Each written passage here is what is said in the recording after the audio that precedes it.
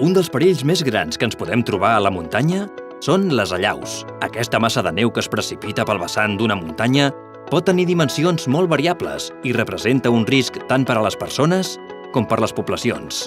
En general, les allaus més grans poden afectar zones habitades a fons de vall, mentre que les petites es produeixen a alta muntanya i són les causants de la majoria d'accidents mortals, ja que sovint atrapen esquiadors o excursionistes que són qui amb el seu pas les desencadenen. Al Pirineu i al Prepirineu català l'activitat d'allaus és relativament freqüent i cada any entre 1 i 2 persones hi perden la vida per aquest motiu. És per això que a l'hora de practicar activitats d'alta muntanya cal extremar les precaucions i anar ben equipats. Sí, a les allaus, quan les treballem des de la perspectiva meteorològica, és habitual pensar en el comportament de variables com la precipitació, quan és intensa, quan neva molt, o quan les temperatures són altes i llavors ho associem a períodes de fusió de la neu o al vent, que pot transportar aquesta neu i produir el que s'anomenen les plaques. Però realment cal fer un seguiment molt més continu, molt més al dia a dia, perquè l'evolució del mantell depèn molt de l'evolució de la meteorologia. Un dels episodis més crítics d'allaus a Catalunya va tenir lloc l'hivern del 1995-96, en el qual van caure allaus de grans dimensions. Van ser conseqüència del vent que es va produir després de les intenses nevades que hi van haver per sobre els 2.000 metres. A dia d'avui seria possible anticipar un episodi similar? Quins mecanismes tenim a l'abast per ajudar-nos a preveure les allaus? Per preveure aquestes situacions d'allaus, des de l'Institut Cartogràfic i Geològic de Catalunya, primer cal conèixer l'estat del mantell.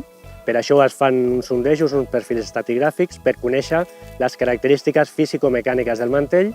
Un cop les coneguem, segons la previsió meteorològica, sabrem com evolucionen i en funció d'aquesta evolució podrem saber si hi ha perill d'allaus. Per això publiquem cada dia el butlletí de perill d'allaus amb una escala de l'1 al 5, 1 grau feble, 5 grau molt fort. Hi ha 5 situacions problemàtiques per allaus. La situació de neu recent és després de nevades intenses en què les estrelles que cauen del cel tenen una estructura inestable, comencen a trencar pel propi pes i tenim les allaus de neu pols o amb aerosol. Són les més destructives. La situació de neu ventada és quan després de nevar fa vent, el vent comprimeix la neu, la fa densa i aquesta neu pot cedir si a sota tenim alguna capa feble. Normalment això passa quan nosaltres passem amb esquís o raquetes per damunt, sobrecarreguem i provoquem l'allau. Aquestes són les més perilloses per a les persones perquè són les que donen la majoria d'accidents al Pirineu. Després tenim la situació de capa feble persistent, que és després d'un cert temps de nevar, amb temps anticiclònic, internament el mantell va perdent cohesió, podem passar pel damunt i amb el sobrepès tornem a generar també allaus per sobrecàrrega.